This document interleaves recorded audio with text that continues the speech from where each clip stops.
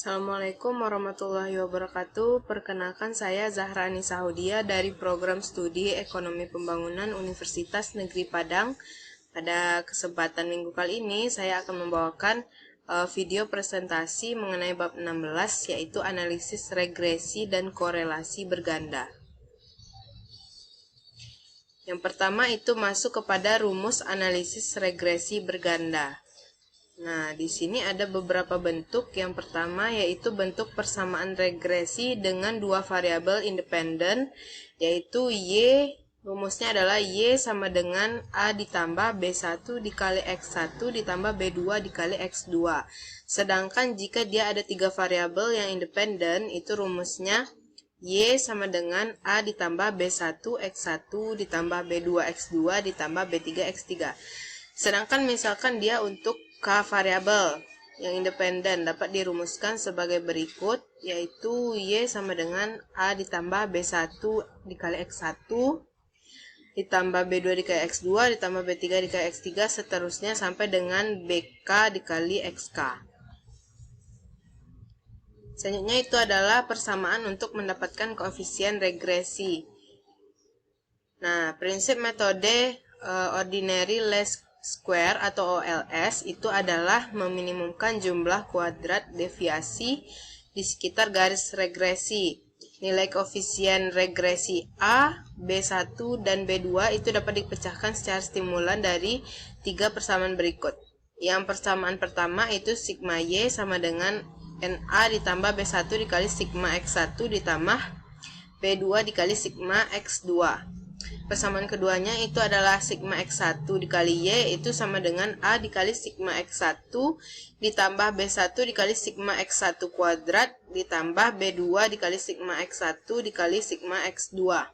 Sedangkan persamaan ketiga yaitu sigma X2 dikali Y itu sama dengan A dikali sigma X2 ditambah B1 dikali sigma X1 dikali sigma X2 ditambah B2 dikali sigma X2 kuadrat. Di sini ada contoh penerapan regresi berganda. Nah, bisa dilihat di tabel di bawah ini merupakan pengaruh harga dan pendapatan terhadap permintaan minyak goreng.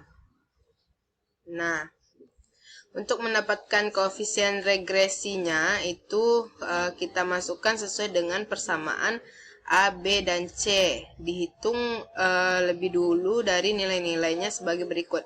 Berarti yang kita cari dulu itu untuk memenuhi rumus-rumusnya itu ada sigma Y, ada sigma X1, sigma X2, sigma X1 dikali Y, sigma X1 kuadrat, sigma X1 dikali sigma X2, sigma X2 dikali Y, dan sigma X2 kuadrat. Berarti langkah pertama itu kita cari sigma Y-nya terlebih dahulu.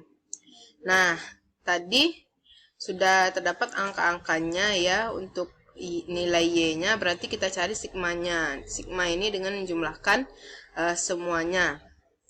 Lalu didapat juga sigma X1, sigma X2. Nah, sigma X1 dikali Y ini berarti sigma X1 ini dikali dengan sigma Y. Berarti 8 dikali 3, 7 dikali 4, 7 dikali 5, dan seterusnya.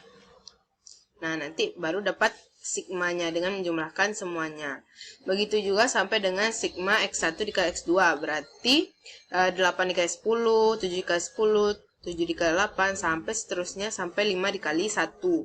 Nah, dicari jumlahnya untuk mendapatkan sigma X1 dikali X2. Nah, lalu setelah kita lakukan pencarian sigma tadi, kita bisa masukkan ke dalam persamaan yang tiga tadi. Berarti untuk persamaan 1 dia ada 68 sama dengan 10A ditambah 63B1 ditambah 46B2. Untuk persamaan 2 itu 409 sama dengan 63A ditambah 405B1 ditambah 317B2. Nah, kita jumlahkan. Nanti hasilnya adalah 239 sama dengan 46A ditambah 317B1 ditambah 324B2. Nah, untuk kita mendapatkan koefisien regresi A dan B1 serta B2 itu dapat dilakukan dengan substitusi antar persamaan. Berarti kita masukkan jika persamaan 1 ini kita kalikan dengan minus 6,3. Nah, berarti nanti hasilnya adalah minus 428,4 dan seterusnya, juga 409 dan seterusnya. Ini dikali dengan minus 6,3 itu untuk mendapatkan nilai B ya. Lalu yang kedua itu dikalikan dengan 4,6. Itu biar dia mendapatkan nilai B-nya juga. Nah, selanjutnya untuk mendapatkan nilai B2 itu gabungkan persamaan 4 dan 5. Kalikan persamaan 4 dengan minus 3,36 sehingga nilai B1-nya itu adalah 0. Nah, baru bisa didapatkan B2-nya. Seperti ini. Berarti nanti bisa didapatkan B2-nya dengan minus 8,62 dibagi dengan 21,01. Nah, bahkan dapatlah nilai B2-nya. Dan juga nilai B2-nya itu minus 0,41. Nah, setelah itu jika telah menemukan B2, maka kita akan mencari B1. Itu disai dengan persamaan 4 dan 5. Nah, nanti dapatlah persamaannya itu 8,1 B1 itu sama dengan minus 8,22.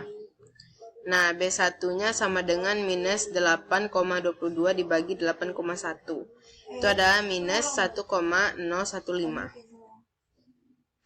Nah, setelah nilai koefisien regresi B1 dan B2 itu diketahui, maka nilai A dapat dicari dengan memasukkan nilai koefisien regresi B1 dan B2 ke dalam persamaan 1 atau 2 atau 3. Nah, bisa terserah kita masukkan kemana saja, misalnya ke persamaan 1.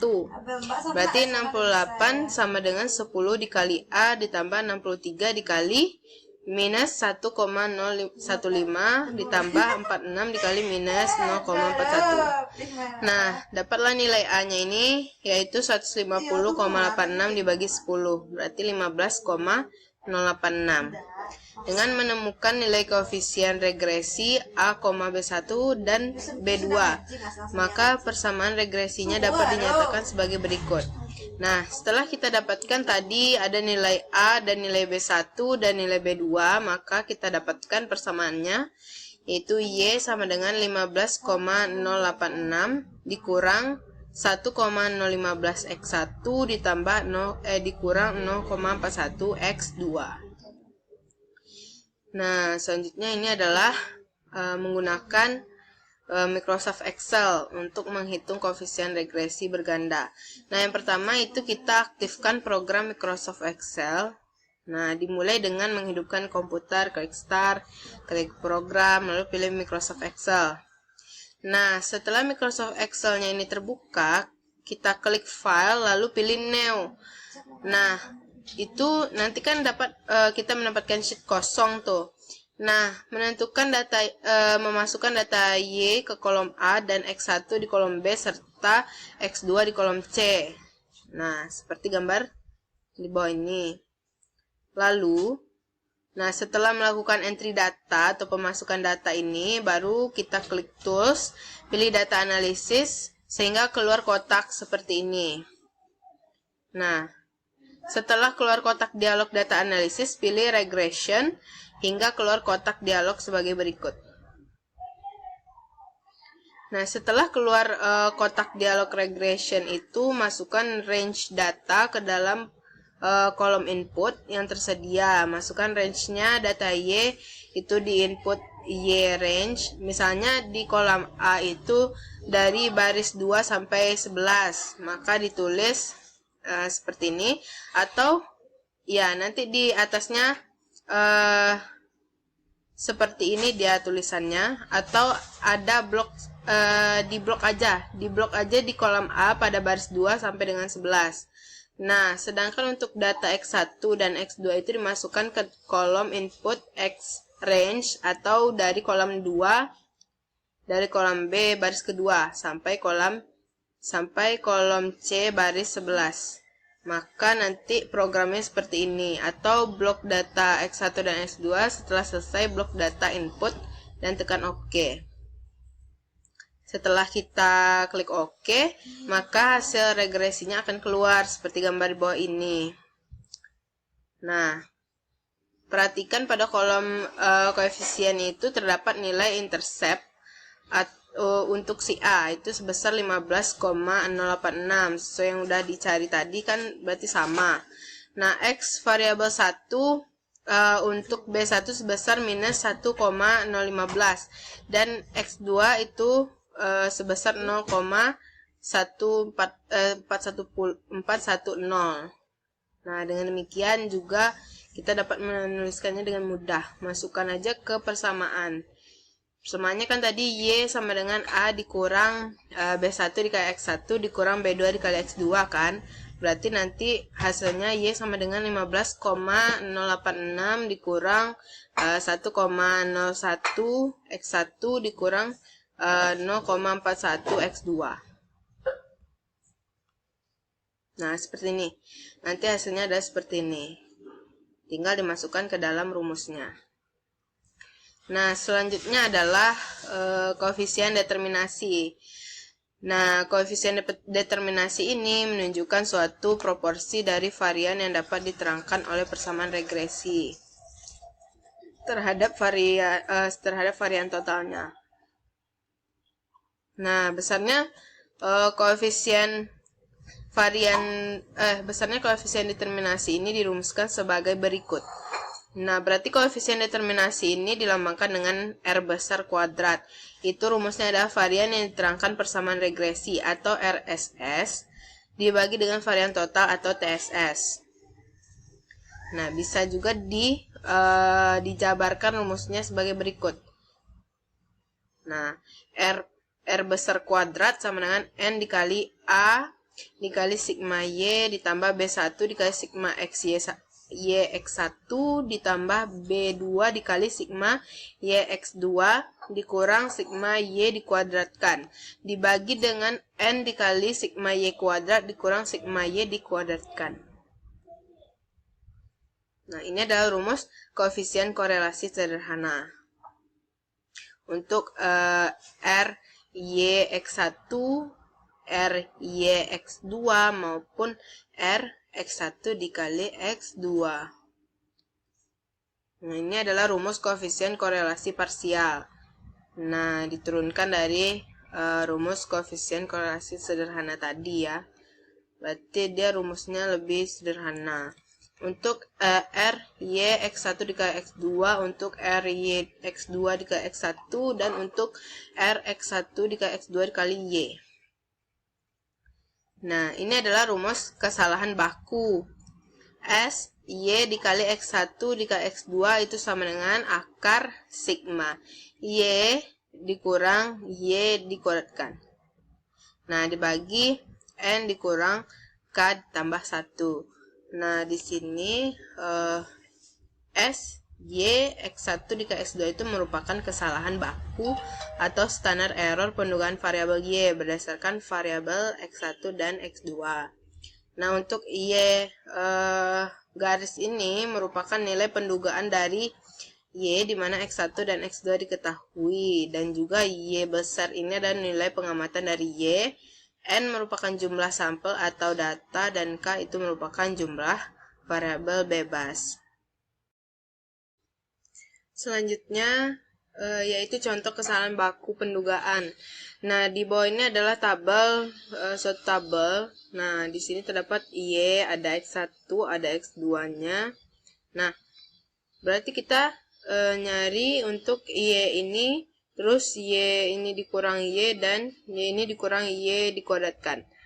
Nah, setelah dapat dari tabelnya itu, baru masukkan ke rumusnya.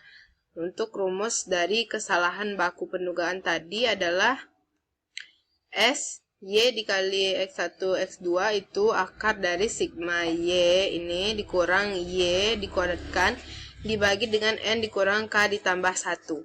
Nah, itu dapat akar dari 3,58. Ini dibagi dengan 10 jumlah datanya dikurang K-nya 2 ditambah 1. Nah, nanti dapat hasilnya 0,72. Nah, ini adalah grafiknya. Ini yang warna yang petak itu merupakan grafik untuk Y besar ini. Nah, yang bintang ini adalah merupakan grafik untuk Y besar aksen. Ini adalah rumus lain dari kesamaan baku. Juga bisa pakai rumus ini.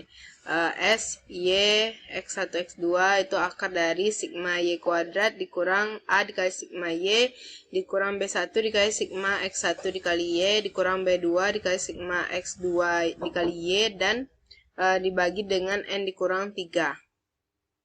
Nah, berarti masukkan 516 dikurang 15,086 dikali 68 dikurang dengan minus 1,01 524 dikali 409 dikurang dengan minus 0,41 dikali 329 dibagi dengan 10 dikurang 3. Itu hasilnya sama, yaitu 0,72. Lalu ini adalah rumus kesamaan baku untuk interval pendugaan. Nah, ini rumusnya seperti ini. Y ini di plus minus T dikali S. Nah, yang tadi, rumus kesamaan baku pendugaan. Y, X1, X2. Setnya ini penggunaan Microsoft Excel untuk mencari kesamaan baku. Berarti Microsoft Excel ini bisa digunakan untuk segala rumus. Bisa juga untuk mencari kesalahan baku. Nah, seperti ini contohnya. Jadi ini kan yang di kolom 2, standar error. Nah, tinggal masukkan ke rumus tadi. Y sama dengan A ditambah B1 dikali X1 ditambah B2 dikali X2. Nah, selanjutnya ini adalah uji global atau uji signifikansi serentak atau uji F. Nah, yang pertama itu adalah langkahnya menyusun hipotesis. Hipotesis yang ingin diuji adalah kemampuan variabel bebas menjalankan tingkah laku variabel terikat. Berarti variabel bebas ini adalah X dan variabel terikat itu adalah Y. Karena Y ini terikat dengan X. Berarti misalnya nilai X berubah, nilai si Y ini juga berubah. Nah, apabila variabel bebas tidak dapat mengurangi variabel terikat, dapat dianggap bahwa nilai koefisien regresinya itu sama dengan 0. Sehingga berapapun nilai variabel bebas tidak akan berpengaruh terhadap variabel terikatnya. Persamaan pada contoh 1 kan tadi Y sama dengan 15,086 dikurang 1,015 X1 dikurang 0,41 X2. Nah, variabel bebasnya itu ada X dan X2. Dikatakan dia karena dia mampu mempengaruhi si Y apabila nilai koefisien B1 dan B2 tidak sama dengan 0. Nah, jika dia tuh B1 dan B2 itu sama dengan 0, makanya dia tidak dapat mempengaruhi variabel bebas Y. Karena misalnya si B1 dan B2 itu 0, dikalikan dengan X kan nilainya 0, maka dia tidak dapat dikatakan tidak dapat mempengaruhi variabel bebas Y. Nah, yang kedua itu adalah menentukan daerah keputusan. Nah, untuk uji ini digunakan tabel F. Untuk mencari nilai F, tabel perlu diketahui derajat bebas, pembilang pada kolom.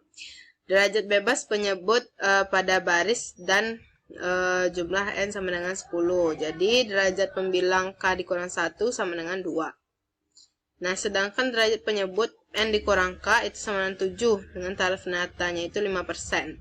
Nilai F tabel dengan derajat pembilang 2, penyebut 7, dan taraf nyata 5% itu adalah 4,74. Nah, F tabel ini juga terdapat di buku ya, yang halaman terakhir. Nah, bisa dilihat seperti ini jadinya. Misalnya, diketahui dia derajat pembilangnya itu 2. Nah, ini derajat pembilang 2 dan penyebutnya itu 7. Nah, ini 7. Berarti kita lihat di sini nilai dari F tabelnya itu adalah 4,74. Dicari irisannya. Selanjutnya, yang ketiga itu langkahnya adalah menentukan nilai F hitung. Nah, ini rumus lagi nih. Berarti F hitung ditentukan dengan rumus berikut. F sama dengan R besar dikuadratkan dibagi K dikurang 1 dibagi dengan 1 dikurang R besar kuadrat dibagi N dikurang 3. Dari soal diketahui bahwa R besar kuadrat itu adalah 0,933 dan N-nya adalah 10, sehingga nilai F hitungnya dimasukkan ke dalam rumus. Berarti 0,933 dibagi 3 kurang 1 dibagi dengan 1 kurang 0,933 dibagi 10 kurang 3. Nah, nanti dapat hasilnya. Dapat hasil F hitungnya yaitu 48,37881. Nah, tahap yang keempat itu adalah menentukan daerah keputusan. Berarti yang untuk di sebelah kanan ini adalah terima H1. Nah, selebihnya itu adalah terima H0. Ini adalah grafik untuk F tabel 4,74. Nah, F hitungnya adalah 48,74. Yang kelima itu adalah memutuskan hipotesis. Berarti jika nilai F hitungnya itu besar dari F tabel dan berada di daerah terima H1, ini menunjukkan bahwa terdapat cukup bukti untuk menolak H0 dan menerima H1. Nah, kesimpulannya itu adalah diterima H1 tadi dan yang adalah nilai koefisien regresi tidak sama dengan 0. Dengan memberikan variabel bebas dapat menekan variabel terikat. Nah, atau dengan kata lain variabel bebasnya itu kan X1 dan X2. Pengaruhnya itu sama-sama nyata terhadap variabel terikatnya yaitu Y, karena si X1 dan X2-nya tadi tidak sama dengan 0. Nah, ini adalah penggunaan Excel untuk uji signifikansi serentak atau UJF. Nah, berarti yang ini tabelnya. Yang ini adalah nilai F hitungnya, sedangkan yang ini adalah probabilitas dari F hitungnya. Nilainya harus sama dengan yang dihitung secara manual tadi. Nah, selanjutnya kita masuk yang baru yaitu asumsi dan pelanggaran asumsi pada regresi berganda. Nah, beberapa asumsinya dalam regresi berganda itu ada beberapa, ada 4. Itu yang pertama itu adalah variabel terikat dan variabel bebasnya memiliki hubungan yang linier atau dia segaris lurus. Jadi misalnya hubungan Y dengan X itu harus linier. Harus dia linear, harus dia berbanding lurus. Kalau misalnya dia tidak linear, nah, itu akan dibahas dalam bab 7. Namun, untuk persamaan yang tidak linear, maka datanya ditransformasikan terlebih dahulu menjadi linear. Dan biasanya data dilogkan terlebih dahulu agar dia menjadi linear. Nah, yang kedua asumsinya itu variabel terikat haruslah variabel bersifat kontinu atau yang paling tidak berskala selang. Variabel kontinu ini adalah variabel yang menempati pada semua titik. Nah, biasanya merupakan data dari proses pengukuran. Asumsi yang ketiga itu nilai keberagaman atau residunya itu selisih antara data pengamatan dan data dugaan. Hasil regresinya Y dikurang Y ini harus sama dengan semua nilai Y. Asumsi ini menyatakan bahwa nilai residu bersifat konstan untuk semua data. Asumsi ini juga memperlihatkan kondisi homoskedastis,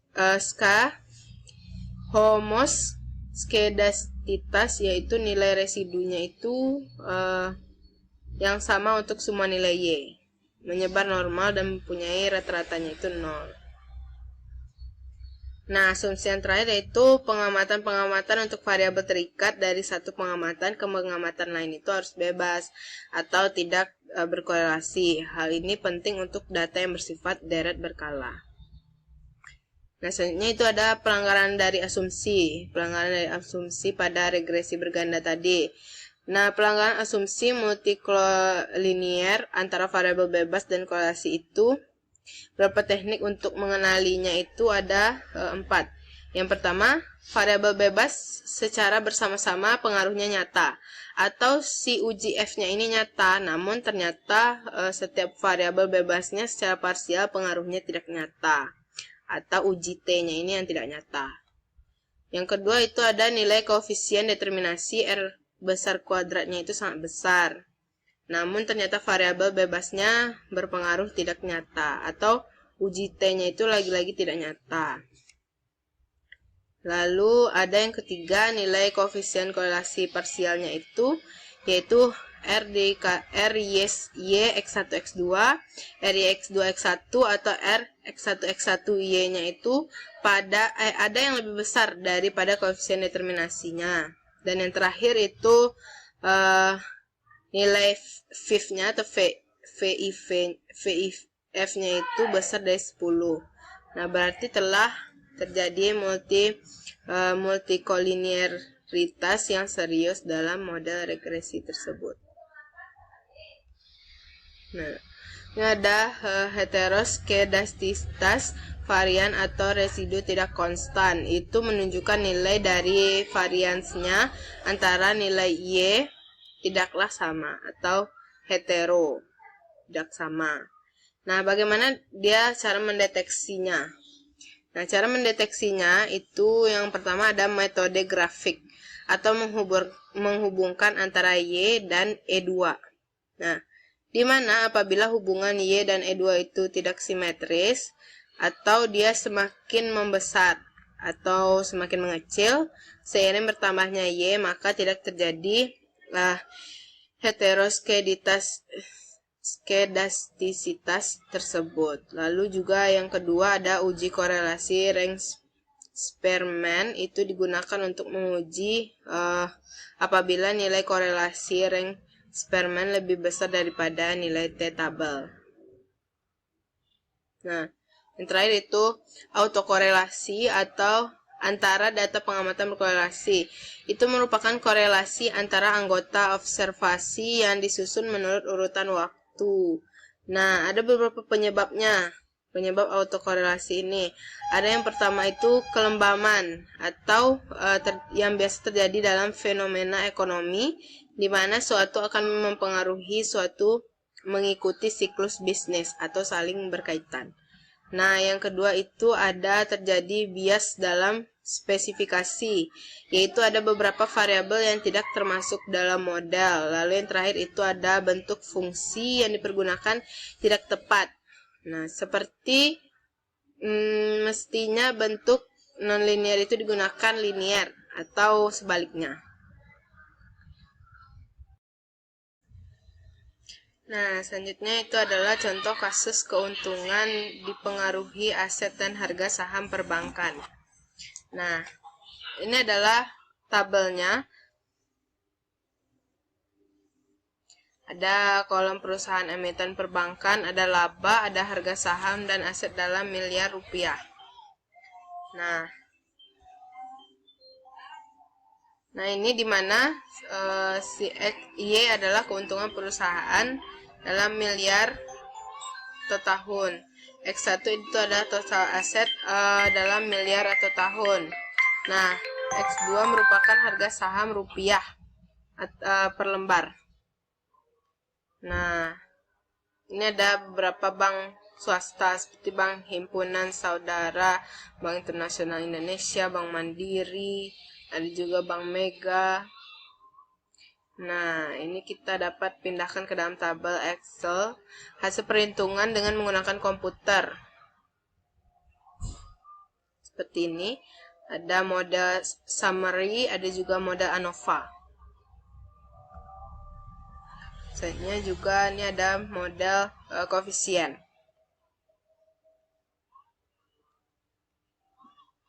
Ini didapat Rx1 X2Y-nya itu adalah minus 0,2026. Itu dihitung dengan menggunakan rumus. Nah, ini dia. Persamaan Y-nya didapatkan minus 2,928 ditambah 0,017 X1 dan ditambah 0,4 X2. Itu menyatakan apabila aset X1 meningkat 1 miliar rupiah, maka keuntungan Y juga meningkat, itu 0,017 miliar rupiah. Bisa dengan kata lain ini merupakan tabelnya memiliki hubungan yang positif karena peningkatan X1 diikuti juga dengan peningkatan dari Y. Dengan demikian, return on asset di perbankan dapat diperkirakan sebesar 1,7%. Dan hal ini sudah sesuai dengan data ROA seluruh perbankan, yaitu 1,32% pada tahun 2013. Nah, apabila harga saham X2 naik Rp1, maka keuntungan perusahaan juga meningkat 0,4 miliar. Nilai dari XR2 kuadrat itu 0,946. Ini menunjukkan kemampuan variabel aset dan harga saham menjelaskan perilaku keuntungan perusahaan sebesar 96,5%. Dan sisanya atau residunya itu sebesar 3,5%. Dijelaskan oleh variabel lain ya, yang tidak termasuk dan teliti dalam persamaan tersebut. Nah, ini menunjukkan spesifikasi model yang sangat baik karena kemampuan menjelaskan relatif besar. Nah, sekian yang dapat saya sampaikan pada kesempatan kali ini. Mohon maaf jika masih banyak kesalahan dan kekurangan. Saya akhiri dengan terima kasih. Wassalamualaikum warahmatullahi wabarakatuh.